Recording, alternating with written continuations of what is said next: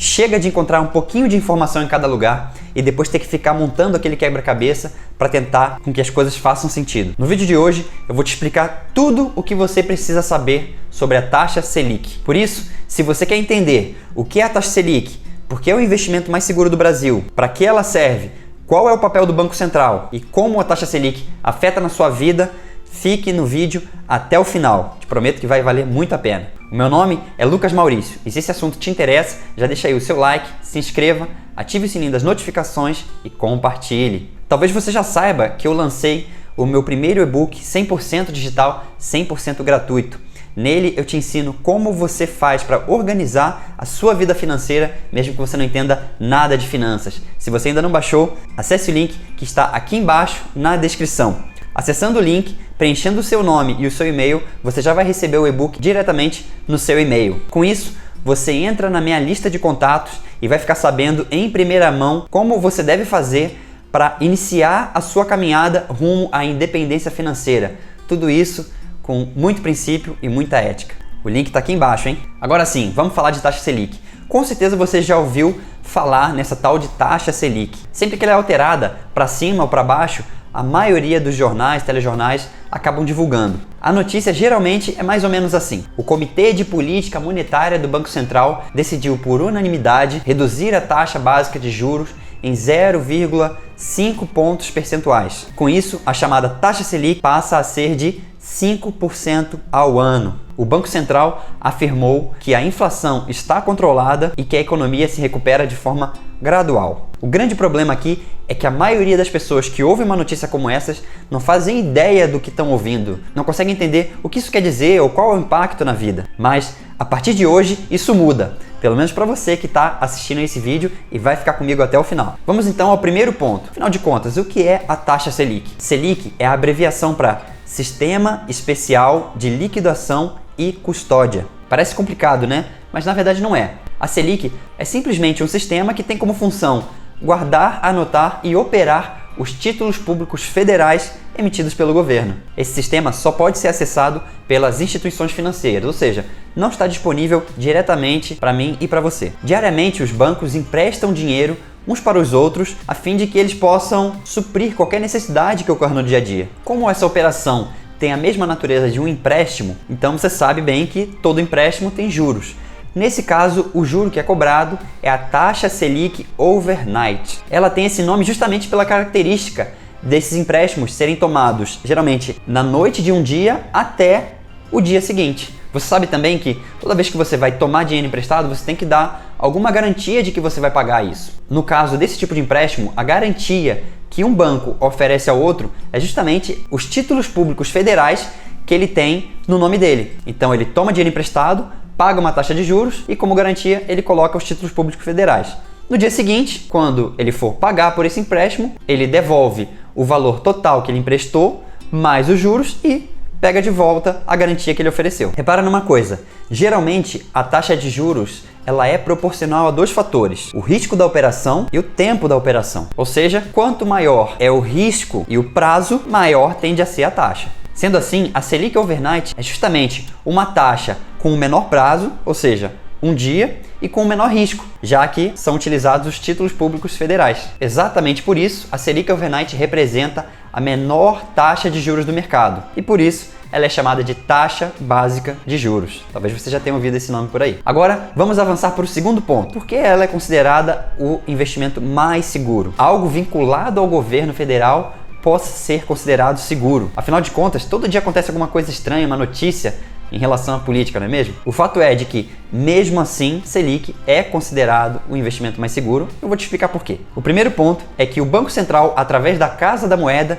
tem o poder de imprimir dinheiro. E só ele pode fazer isso. Então, caso haja qualquer dificuldade de pagamento, possibilidade de calote, ele simplesmente vai lá, imprime mais dinheiro e paga. É claro que isso pode ter consequências muito ruins, como o aumento da inflação. Mas, em último caso, pode ser usado. Em segundo lugar, o governo é quem manda. Se ele precisar de mais dinheiro, ele pode aumentar sua arrecadação de algumas formas. Ele pode fazer isso via impostos, cobrando dívidas atrasadas, aumentando a taxa Selic e até tomando mais dinheiro emprestado para pagar as dívidas mais antigas.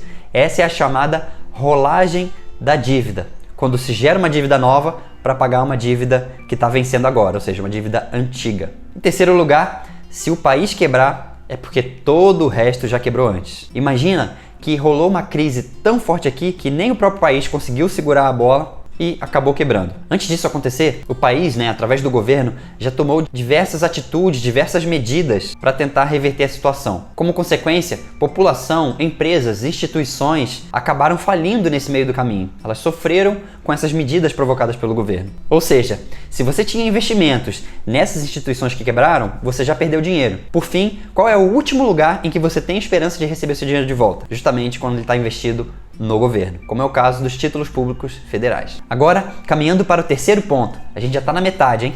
Afinal, para que serve a taxa Selic? Até agora, a gente só falou da Selic Over, mas existem, na verdade, duas taxas Selic, a Over e a taxa Selic Meta. Quando você ouve falar de taxa Selic no noticiário, geralmente eles estão falando da taxa Selic Meta. Ela serve justamente como referência e, por isso, a Selic Overnight costuma ser muito próxima da Selic Meta. Geralmente, quando as pessoas estão falando de taxa Selic, elas também querem dizer a taxa Selic Meta. Por isso, a partir de agora nesse vídeo, sempre que eu falar taxa Selic, entenda Selic Meta. Ela geralmente é divulgada numa forma anualizada. Por exemplo, a taxa Selic Meta atual está em 5% ao ano. A partir dessa referência, que é a taxa Selic, os bancos e instituições financeiras acabam determinando qual vai ser a remuneração dos seus títulos de renda fixa e também qual é o juro que ela vai cobrar em empréstimos e financiamentos. O quarto ponto é, qual é o papel do Banco Central? Bom, o Banco Central, também conhecido como BC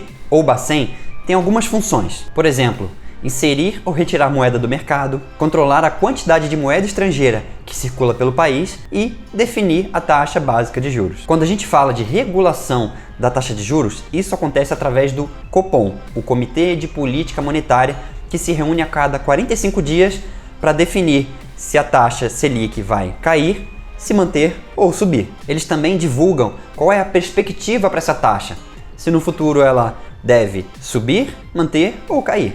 Essa é uma decisão extremamente importante para a economia do país e costuma levar em consideração inflação, câmbio, PIB, economia internacional e outros. Agora, vamos para a parte mais importante, o quinto ponto. Afinal, qual é o impacto da taxa Selic nas nossas vidas? A Selic influencia praticamente tudo na nossa vida cotidiana. Ela tem efeito, por exemplo, na inflação. Na verdade, um dos principais objetivos de subir ou descer a taxa Selic é justamente para controlar a inflação. O raciocínio é bem simples.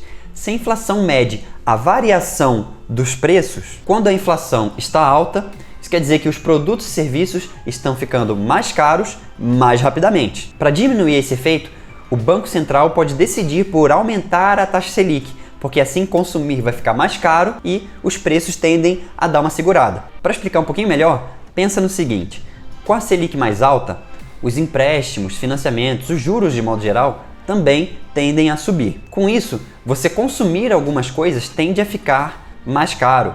Por exemplo, é mais caro você comprar uma casa, você tomar um empréstimo, você comprar um carro com a Selic alta do que com a Selic baixa. Além disso, essa Selic mais alta tende a aumentar a remuneração dos investimentos em renda fixa. No fim das contas, é mais vantajoso consumir menos para investir mais. Como as pessoas consomem menos, a inflação acaba dando uma desacelerada. Por outro lado, se o PIB, que representa o crescimento do país, está meio fraquinho e a inflação está controlada, o Banco Central pode decidir por diminuir a taxa Selic. O resultado é exatamente o contrário do que eu acabei de falar. Se a taxa Selic está mais baixa, os juros, empréstimos, financiamentos, ou seja, consumir fica mais barato, o que acaba fazendo as pessoas consumirem mais. Além disso, a queda na taxa Selic também diminui os juros e rendimentos dos investimentos em renda fixa, o que faz com que as pessoas invistam menos ou corram para outros tipos de investimentos. Mais consumo e menos investimento